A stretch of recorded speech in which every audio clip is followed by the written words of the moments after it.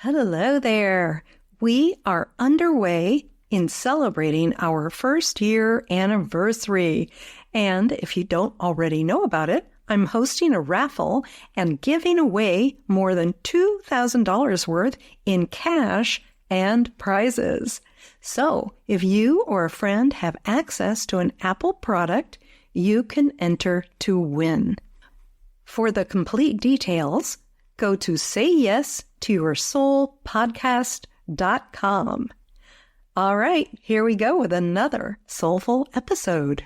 How to care for someone without patronizing them or invading their space, minimizing them, or taking over in some energetic way. Sometimes even a well-intentioned remark, can feel just like too much. Or if it's communicated without feminine energy, it can feel controlling, contrived, manipulating, etc. Hi there. My name is Tessa Lynne Alburn. Welcome to Say Yes to Your Soul. This is where we're going to talk about how you can get past your spiritual plateaus, raise your feminine energy, and express your true self with sparkle. Okay, we're going to jump right in here to feminine energy. And one of the questions that I get as I'm being interviewed on other people's shows and doing speaking, it's a question around the nature of feminine energy. And so people do have misconceptions about it, so I definitely want to clear that up right now. And I want you to know what it's not first. So first, it's not anything that resembles being a doormat, right? It's nothing about keeping you small or limited. It's definitely not the 1950s.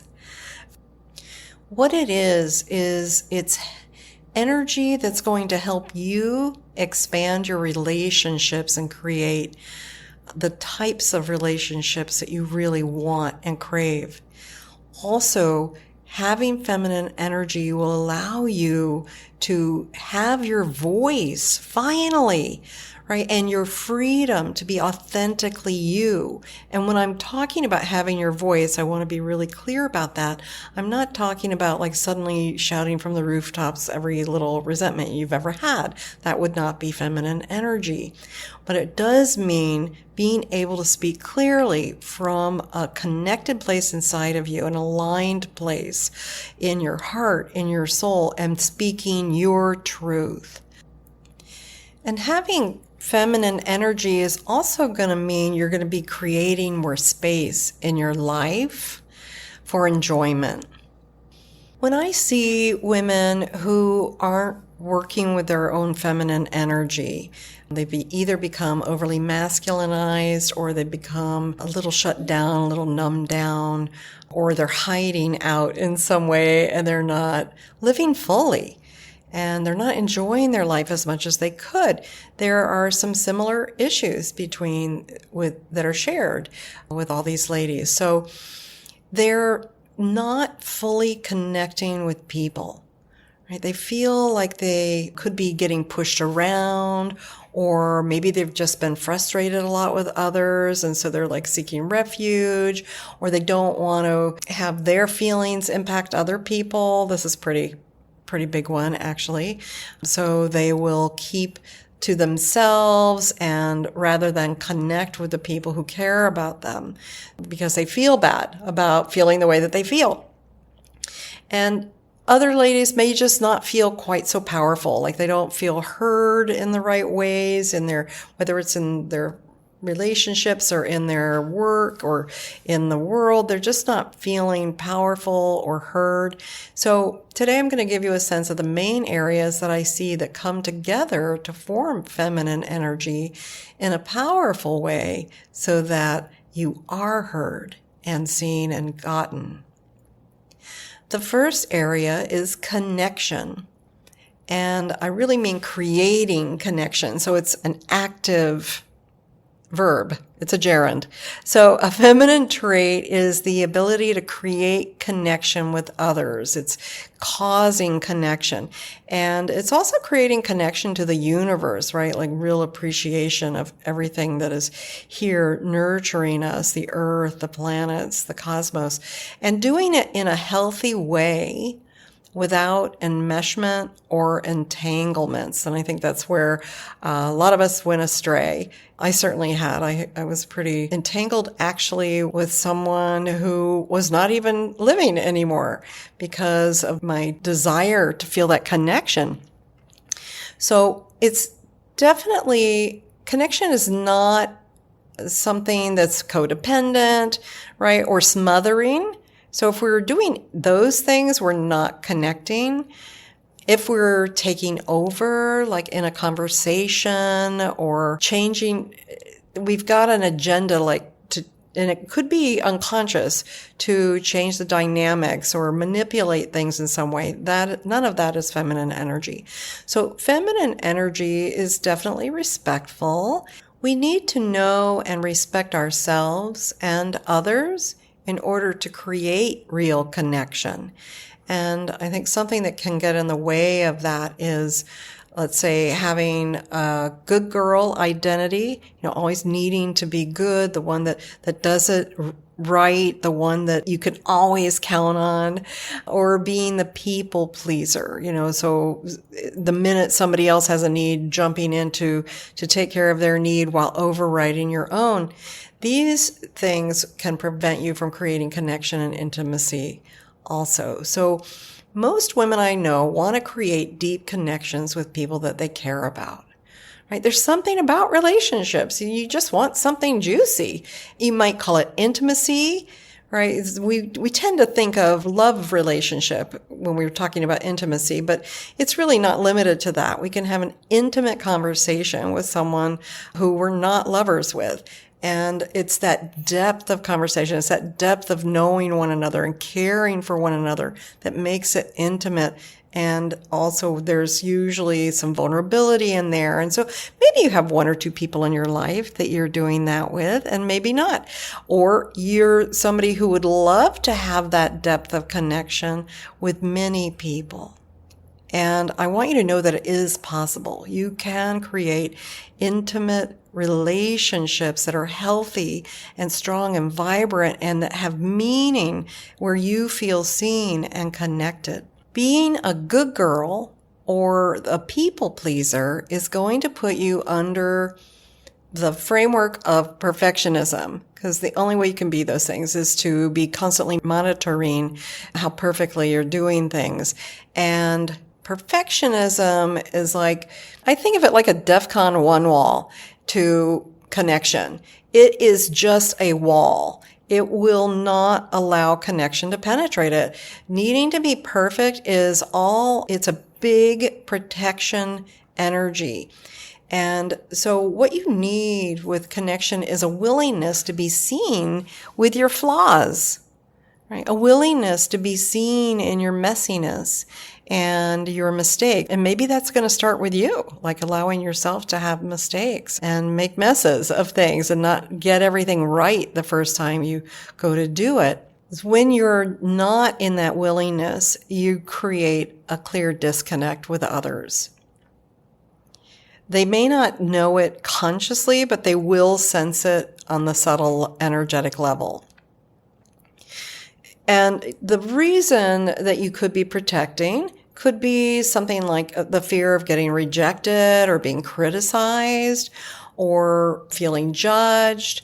Also, sometimes you just don't want like other people to worry about you. Like you're trying to caretake somebody else's feelings about you. And all that creates disconnection. Now, one of the things we do well when we connect is we can connect because we love to talk, but we can also overdo it. We can overdo the talking. So we want to bring in the balance of listening, not just be a fly on the wall. We want to be participatory, and we also want to learn to be empathetic without overdoing that as well. It's been recognized that overdoing empathy is an actual problem where you start to feel drained and you lose your own energy. So I want you to maintain your energy and have connection. Another way of creating connection is certainly like some of the things that we were really familiar with, like the giving of meals, right? Creating a dinner. And I was remembering an episode of The Bear recently. I don't know if you've seen it, but there's an episode, a Christmas episode, where the mother is making this really intense menu for the dinner for the extended family and the whole family. And she's just really driven, and everybody's like moving around her and making sure she's taken care of and stuff like that. And she's, part of what she's doing, she's trying to keep everything together like it was. She's trying to keep things connected and by creating this perfect dinner. And of course, it just winds up being an enormous mess. And so she doesn't create connection. She's hiding behind her avoidance, and she's not really being open. She's not wanting people to really see what she's going through. Okay, and I'm not going to spoil it for you in case you haven't seen it, but it's super fun, very drama-filled and pattern-filled. So it's a great psychological fun. The second area of feminine energy I think is important is collaboration. This is like having the sense that the relationship is going to be collaborative. It's not just about intimacy. It's about being in partnership with people, right? Like a give and a take, and really working together and valuing one another. And so it has a lot of we mentality versus the I mentality or me mentality. And so you might think of this like kind of like being a team player, so to speak, but I think it's more like interdependence, right? You depend and the other person depends, but you're not codependent, you're not fixing, but there's an interplay there. So you're both equally dependent and you're choosing to be interdependent. It's inclusive, and there's a desire to create something together, right? And maybe that's just a deeper relationship. Collaboration does require elements of trust. And you want to begin with starting to trust yourself and then others by allowing them to step up rather than taking over for them or fixing their stuff. Right? And this is not just workplace collaboration. This is within your relationships. So we see collaboration out of balance in relationships where the woman never really allows herself to receive fully, or when she does, she's very controlled about it, right? There's a lot of rules and things have to be super precise or exact. And that's not collaborative. Like that's not flowing with the other person's energy. And it's also not creating connection either. It might feel like connection to the person who's creating those rules in the moment because you think you're getting what you want, but it's not. It's actually a disconnect for the other person for sure. One of the top things I hear most from women who are struggling with relationships is kind of this push-pull over receiving versus independence. All these women, they've had to work really, really hard to get wherever it is they are in their life. And they could be afraid of someone else taking over, right? Like whether that's a friend, a sibling, a family member, another family member, a boyfriend, a guy you just barely met. Like they're putting on this I'm independent hat. I can do it. I don't need anyone. I can hire this person. I can do that. Or I can jerry-rig this. Like it could be as simple as somebody holding the groceries for you. And it can show up in all kinds of ways. You might even know some girlfriends who are like that, right? You try to give them something and then they're like, I got to give you something back. The tit for tat thing. This all creates disconnect. And instead of creating connection, what comes across is an energy of defensiveness, because it's almost like you're trying to prove that you can do stuff, and you're like on the alert, like, I can do it, I'm independent. And so it can be hard for another person to be with you in that if you're out to prove something. They will probably energetically, in most cases, they're just going to like back off a little bit because they're like, okay, she's got to do her thing. And so it's disconnecting for them, though. They don't feel like they're with you, and they're not collaborating with you on that. They're just like moving out of the way. So you've got women who are trying to prove things and prove they can do stuff on their own. And, they've got stories around all of that. And there's another out of balancer that I'm going to call being out of right responsibility. That's a little bit deeper on like a soul level, but right responsibility is knowing what your responsibilities are and what others are. And this can be an area where women take on the burdens of others because for many reasons, like they want to prove something, or they want to martyr themselves, or they might want to just help somebody, like it's too much caretaking.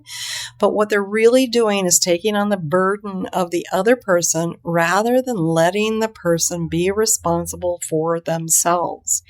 And we're all here to learn and to grow, and everyone has a soul that is here to learn and to grow. And so it is important that we let other people step into their responsibilities. And I think one of the main reasons that women do this is because they can feel scared or they feel out of control, right? So that like maybe they're worried about the other person. Oh, if they don't do it, I got to do it, so they're okay, or they're safe, especially if we're talking about like mothers and kids, And of course, there is a point where you are responsible for your child, but at a certain point, they become an adult.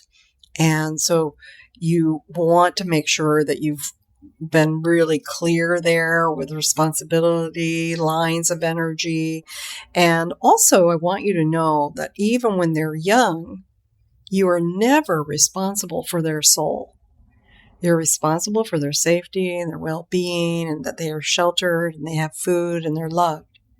But you're not responsible for the well-being of their soul. They are. So to be in feminine energy, we want to be responsible for ourselves and allow others to be responsible for themselves while we are in partnership, while we are collaborating with them. The third area of feminine energy is communication. Without that, we're definitely not going to be seen or heard. Within communication, there are some things I want to point out to you. And one would be the ability to communicate appreciation in a way that can be heard, received by others. And how to do that. Right, and how to care for someone without like patronizing them or invading their space, minimizing them, or taking over in some energetic way. Sometimes even a well-intentioned remark, can feel just like too much. Or if it's communicated without feminine energy, it can feel controlling, contrived, manipulating, etc. So you want to be condition-free in your communications. And when you communicate, you're sharing energy, heart energy, and in the way that you speak, and also you're aligned in yourself with your soul and your heart and your intention. What is it you're saying and why are you saying it? And when you have that, then you can communicate it and be in alignment and not just blurt things out because you think you know the right words to say. So I mentioned the word clarity. So the clarity that you're going to want to have is the clarity of knowing what you need, what you want, and being able to speak those things from an open, vulnerable place in a way that's powerful. So there's a lot of different things that go into feminine communication.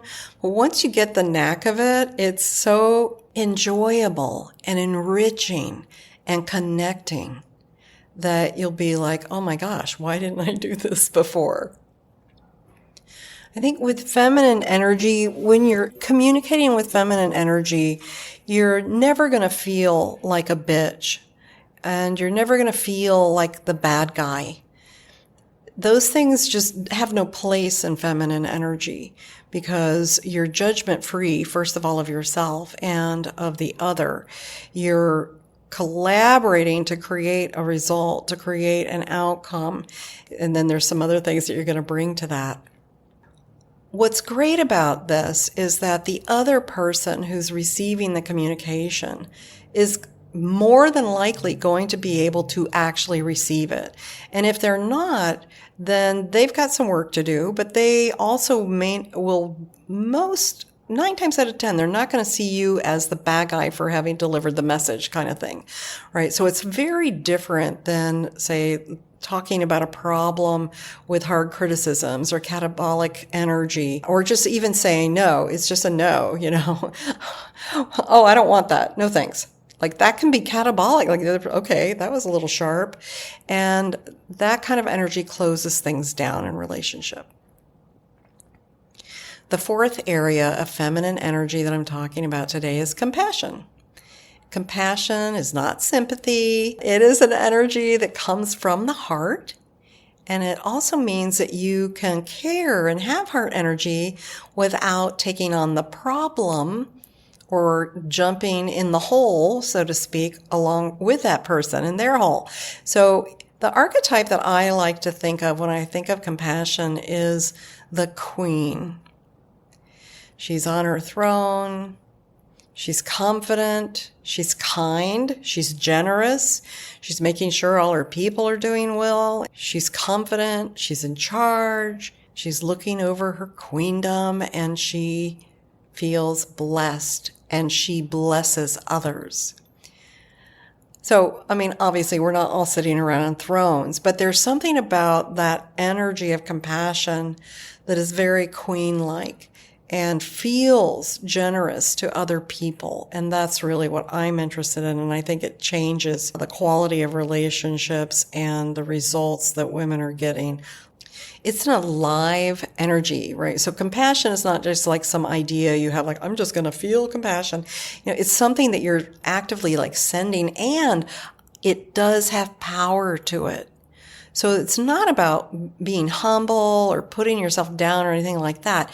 And you're certainly not elevating anybody else over yourself. You're making a choice to connect love of humanity, your love of humanity, and to send compassion to yourself first and then to others. And you have this compassionate viewpoint, a perspective of people for what they're going through, which allows you to be easier and have a lot less stress in life because you're working from a perspective of like an acceptance and a care. And you can do all of that without taking anything on that isn't yours. The fifth area of feminine energy is command. And what I mean by this is it's like being in command of your emotional world. So maybe developing emotional intelligence or raising your emotional intelligence. You have some, you're listening to this podcast, but you want to take it to another level and have also confidence with it, because this is something that goes for almost every woman that I've ever met who hasn't found her voice or isn't having her voice or isn't feeling heard. The confidence is lacking. So to have that, you do need to know what it is that you want. You've got to know that. So you've got to know yourself. And you've got to ask yourself what it is you want and what you need. When I'm talking about command, it's a command, not a dictatorship, but a command, a management style of the self, the emotional body, the spiritual body, and even the physical body. There's a relationship there. It's a collaboration. But you're in command and you can manage whatever it is that is coming up in those arenas. And you can also command the mind to not run 5,000 words every 2 seconds. So there's a huge piece around learning to feel and to honor all your feelings without having them take you over. And these are going to need to include all the feelings, like even anger and grief, and knowing how to express those to yourself and to others in ways that can be received, can be heard, and ways that are appropriate for the person you're sharing them with. So this feelings management stuff, it's a big piece of being in feminine energy. And so the development of compassion and understanding will be really, really helpful there. Ultimately, command is where everything comes together. And this is exciting because this is where you're able to express yourself authentically rather than from a place of patterns or reactions. And people, when you're expressing yourself authentically, people lean in. They're like, oh, that's interesting. It feels good. And they want to know more about you. There's something inviting about it. The other thing that happens is that people that you're in relationship with, your close relationships, are far more likely to be responsive to your needs.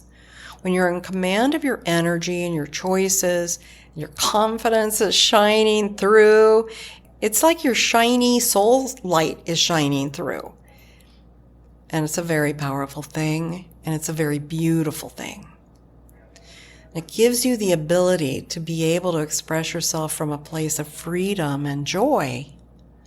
You also have a whole lot of other energy available to you to create what it is that you want in your life or what you want next, and to keep asking even better questions of yourself, like, well, what is it that I want now? What is it that I want to experience next? Or what do I want to create next? Who do I want to be next? Well, I hope you've enjoyed Feminine Energy Mastery highlights today of connection, collaboration, communication, compassion, and command. And I'd love to know your thoughts on any of these and find out where you might like to improve things for yourself, or, maybe just where you're feeling stuck. So feel free to drop me a line. You can go to my website. There's a contact page where you can reach out to me. May you have a luscious remainder of your day, and I look forward to talking with you again soon. Bye-bye for now. All right. Thank you for joining us for this week's delicious episode. Before you jump off, I wanted to remind you to get entered in the raffle this month because I'm giving away more than $2,000 worth of prizes in both private sessions and actual cash. What are those prizes, you ask? Well, one of them is a private 75-minute soul light healing session with me. And that can be healing on various levels. It might be releasing trauma or tuning up your body or your emotions or clearing things like past lives and karma that's been, energetic debris holding you back. This session can be very helpful and sometimes have dramatic results in relationships, money, and in your health.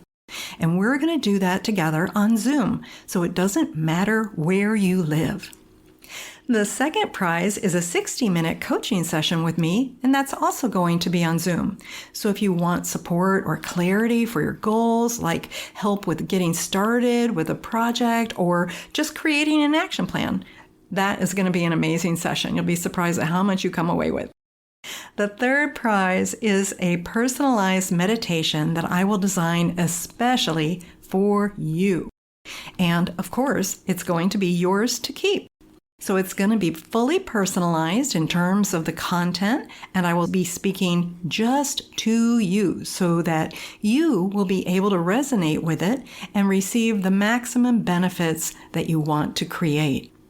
Okay, now for the fun stuff, the cash. I have several cash prizes in various amounts. I've got several $50 prizes, $75 prizes, and $100 prizes. So you can see there are many opportunities to win here, and I just want to encourage you to be sure to play because you do need to play to win. All monetary prizes will be delivered through PayPal or Wise, and if you have a different currency, it'll be automatically converted for you. So as long as you have access to an Apple device, you can play.